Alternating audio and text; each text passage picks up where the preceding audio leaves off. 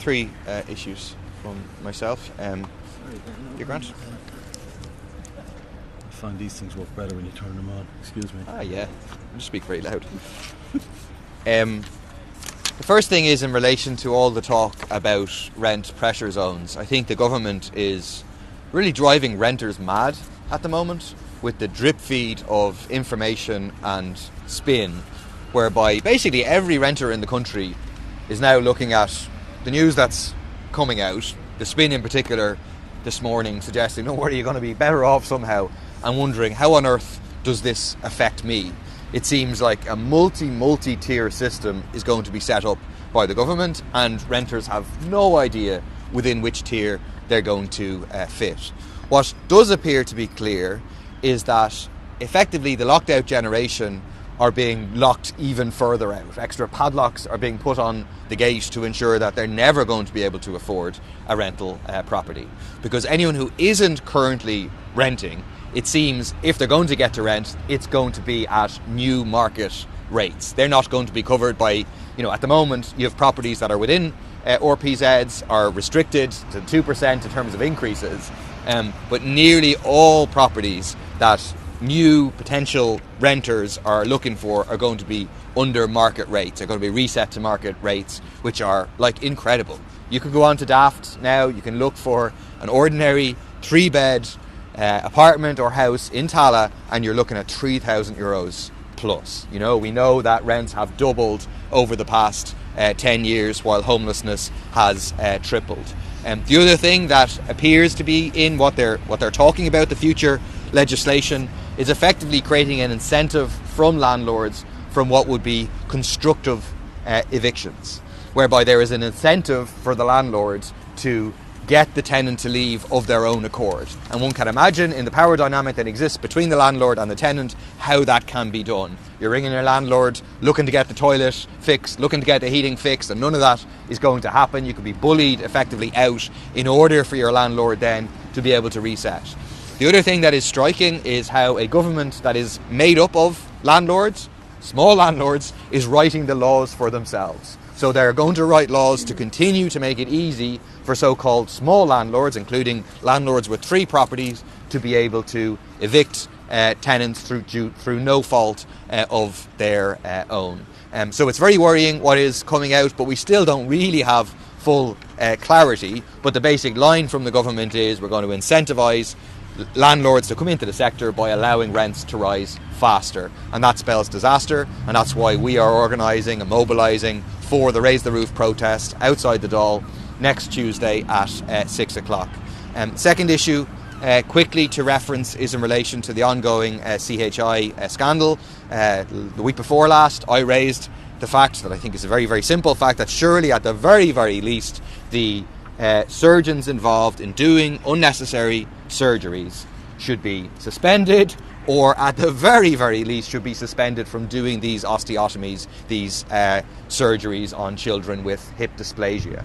That has not happened, but it came to my attention last week that not only has that not happened, but incredibly the surgeons involved in doing the unnecessary surgeries have been present, are the only people from Temple Street at the meetings which are due to decide who will get these operations into the future.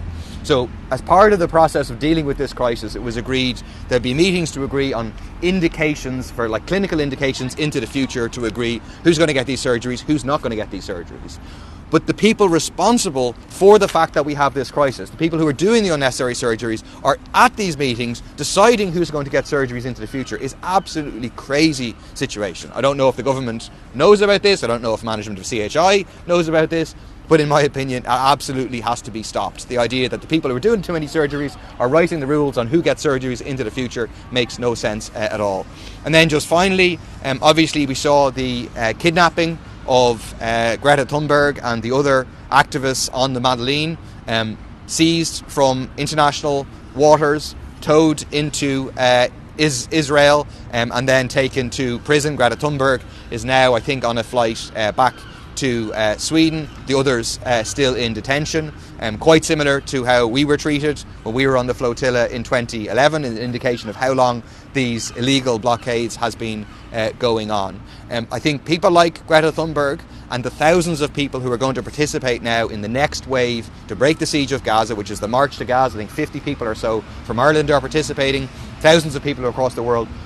All those people are showing up the governments of the West. So people are doing whatever they can to break the siege, to allow aid through and to stop the genocide, and yet the governments of the West continue to be complicit. In the case of the US, Germany, UK, Italy, fund, to arm the genocide, and in the case of the Irish government, not to do everything in their power to stop it. And this week the big test for the government is going to be in relation to the joint motion on the central bank authorisation of the sale of Israeli war bonds. Last week we know that Barry Heenan and Gillian O'Toole voted with the opposition against the government, and we would be appealing to backbench Fianna Fáilers and Fine Gaelers to do the same, to do the right thing, to not allow Ireland to participate and to authorise the sale of these bonds, which are involved in which are used to fund the genocide. Yeah, well, I'll just continue on Gaza. I think the bravery of the people who took part in the flotilla, I commend them and utterly condemn the actions of the Israeli regime, breaking all laws. That these people had a right to be there. These are international waters. They had no right to be intercepted and detained. It's piracy, it's kidnapping, and there should be very strong objections from our government. We'll be questioning Micheál Martin and Simon Harris about this. They've said this is a genocide. They have now acknowledged that. So what are they going to do?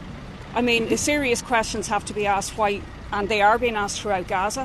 Why was it one boat? Why was there not, boats from navies all around the world? Maybe Simon Harris and Micheál Martin would agree to send the Irish Navy to actually deliver aid to break this illegal blockade, which is starving the people of Gaza. It's now been said that there's a famine, and even if aid gets in now, it may be too late for thousands of people. It's utterly, utterly sickening. And our government is complicit because it's refusing to act and to take real actions that could make a difference. We have the motion, the joint motion from many different TDs and parties on the issue of the Israeli war bonds. These bonds are directly helping to fund what the Israeli regime is doing, and they're being processed by our central bank. That's a very, very obvious thing that they could do. I also want to say about the rent pressure zones, a couple of things to note. We should note that it is now not unconstitutional to ban evictions. This is something we were told since 2016. I was in here for debates that went on till midnight in 2016. I was on the Housing Committee at the time. We were told continually we had a eviction ban bill. We were told it was unconstitutional. It's now not unconstitutional to ban evictions because the government is now going to do it. And I think it's also not unconstitutional to extend rent pressure zones all around the country. Another thing we were told was unconstitutional. I agree that it's like Aladdin's cave trying to discover what's actually going on. I think the government got a huge backlash, and they're now trying to come back with consolation prizes for the thousands of people in this country who are reliant on renting and who contact us on a daily basis facing eviction. I think the idea that you can voluntarily leave a property, look, let's get a grip here. Nobody's voluntarily leaving properties on very much because they've nowhere to go. This is a way that landlords could, rogue landlords in particular, force people out and up the rent. And I just also lastly want to say, please, to the media, stop regurgitating this thing about balance. There's no balance. All of the cards are completely stacked with landlords. There's none in the hands of renters. We know that from the people that we deal with every day. I think it would be wrong if the Dáil doesn't question about the nursing homes. I think this came out just as the Dáil had broken up. And there's a few things I think we should note. I mean, some of the things that we saw, people, sleeping in their own urine, people being, physically, forcefully moved. We've heard the families talking about that. It's not enough to hear how shocked the government is. They must go around in a permanent state of shock, because this has been known for 20 years since Lee's Cross. And since that time, more and more nursing homes have been put into the private sector. Now, I'm not condemning, I'm sure there's many good private nursing homes, But it's just an iron law that when you have care for profit, corners will be cut, and there's gross understaffing in these homes. One nurse was dealing with 20 clients, overnight. That's completely and utterly just unacceptable. Ireland and the UK are the most privatised nursing home elder care system. So why is that? The government has just washed its hands of providing care for older people, and we should object to that. We've an ageing population. We're all going to be faced with this. We've all had relatives in these situations. We'll be in these situations ourselves. There has to be a discussion about where we go on this issue. We've also been representing migrant nurses who were brought over to work in private nursing homes in Ireland on a visa system. They're not allowed to see their own families. You throw that into the mix. People who are deeply, deeply unhappy here.